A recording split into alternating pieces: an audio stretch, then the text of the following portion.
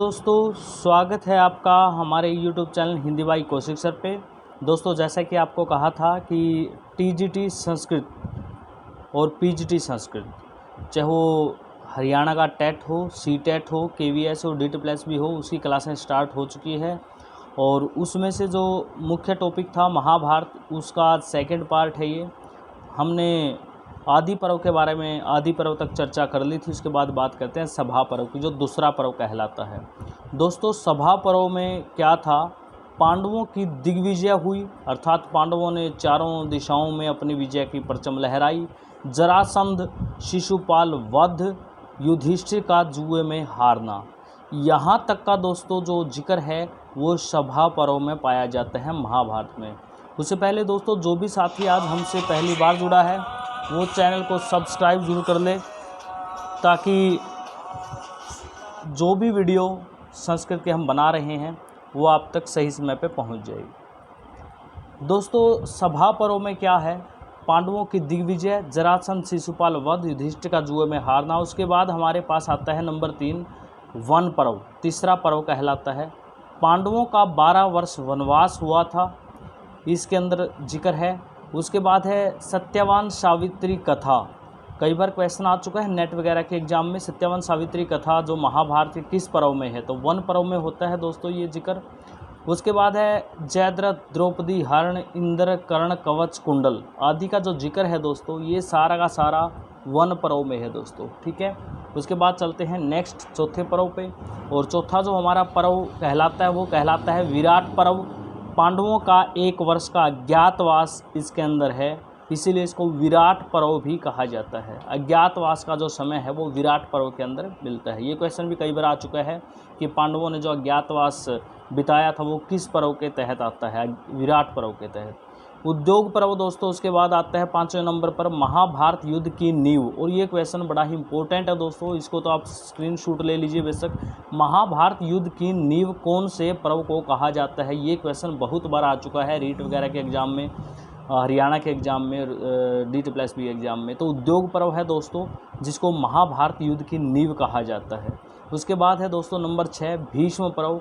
दोस्तों हम संक्षिप्त वर्णन कर रहे हैं, वो पॉइंट जो बार बार आते हैं उनका जिक्र कर रहे हैं। भीष्म पर्व, भीष्म पर्व दोस्तों ये बड़ा इंपॉर्टेंट है, क्योंकि भगवद गीता जो कि 10 दिन भीष्म ने युद्ध लड़ा था, भगवद गीता का वर्णन, और 10 दिन जो भीष्म ने युद्ध लड़ा था, सरसैया पर लेटे थे, यहाँ तक का जो वर्णन है वो भीष्म पर्व के अंदर पाया जाता है। उसके बाद है दोस्तों हमारे पास 7वां द्रोण पर्व। द्रोण पर्व में क्या था दोस्तों, 5 दिन का युद्ध। देखो मैं आपको बताता हूँ एक बार, जो यहाँ से जो स्टार्ट होता है दोस्तों छठे पर्व से, यहाँ से युद्ध स्टार्ट हो जाता है, क्योंकि 5वें पर्व को महाभारत की युद्ध की नींव कहा जाता है। तो छठे जो पर्व है वहाँ से युद्ध स्टार्ट हो जाता है, और पहले 10 दिन भीष्म जी जो हैं वो युद्ध में सर्वोच्च रहते हैं। उसके बाद द्रोण जी को नेतृत्व दे दिया जाता है। द्रोण जी जो है 5 दिन तक, ठीक है, युद्ध लड़ते हैं, और अर्थात 5 दिन तक द्रोण ने युद्ध लड़ा। और अभिमन्यु, जयद्रथ, घटोत्कच, द्रोणाचार्य, अश्वत्थामा आदि की मृत्यु का वर्णन व नारायण अस्त्र का प्रयोग, ये द्रोण पर्व में है दोस्तों। द्रोण पर्व भी आपका बड़ा ही महत्वपूर्ण हो जाता है, क्योंकि नारायण अस्त्र का प्रयोग पूछा जा चुका है कई बार, अश्वत्थामा की मृत्यु पूछी जा चुकी है, और जयद्रथ और अभिमन्यु के बारे में भी कई बार पूछा जा चुका है। तो ये द्रोण पर्व में है दोस्तों सारा का सारा वर्णन। उसके बाद आते हैं दोस्तों नंबर 8 पे कर्ण पर्व। कर्ण पर्व में क्या है, 8वां जो पर्व है हमारा, 2 दिन कर्ण ने युद्ध लड़ा, अर्थात 2 दिन जो था कर्ण के नेतृत्व में युद्ध लड़ा गया था। उसके बाद शल्य, कर्ण, वाक युद्ध, शल्य और कर्ण का वाक युद्ध इसके अंदर शामिल है। शल्य कर्ण का सारथी था, ये मैं आपको बता दूं, और शल्य ने ही कर्ण को बार बार बातों से जो हतोत्साहित किया था, बार बार उसके जो उत्साह था उसको बढ़ने से रोका था। और उसके बाद है दोस्तों 9वां जो पर्व है शल्य पर्व।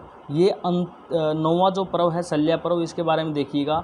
1 दिन शल्य जो थे 1 दिन ही महाभारत का इसमें युद्ध लड़ा गया था। अगर मैं युद्ध की दृष्टि से बताऊं तो अंतिम जो पर्व है ये युद्ध की दृष्टि से दोस्तों, ना कि महाभारत की दृष्टि से। तो 1 दिन जो है शल्य सेना नायक रहे थे। महाभारत का अंतिम 18वां दिन जो था पांडवों का दिग्विजय का दिन था, पांडव दिग्विजय हुई थी, ये कई बार पूछा जा चुका है, ठीक है। तो ये था दोस्तों शल्य पर्व तक, अर्थात 9वें पर्व तक। सभा पर्व से लेकर के शल्य पर्व तक का वर्णन इस प्रकार था। अब बात करते हैं दोस्तों 10वां पर्व। 10वां पर्व हमारा कौन सा है? शोप्तिक पर्व दोस्तों।